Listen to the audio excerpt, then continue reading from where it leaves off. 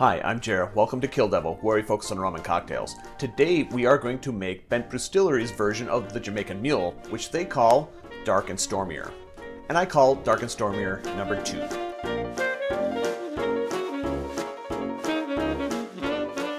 The first thing we're going to do to make this drink is to fill our Cullen's glass with ice.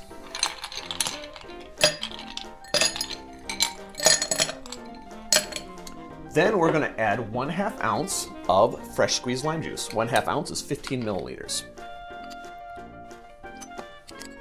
Next, 2 ounces of the StormBringer Spiced Rum. 2 ounces is 60 milliliters. Top it off with a ginger beer of your choice. And garnish. The garnish is a twist of lime. I'm not very good at creating twists. Let's see how I do. That wasn't very good. Let's try one more time. That's better. I need a little bit more practice at this part of it. Squeeze it in, wipe, and drop. Add a straw, and there you have it. The Dark and Stormier number 2. Drink with good spirits.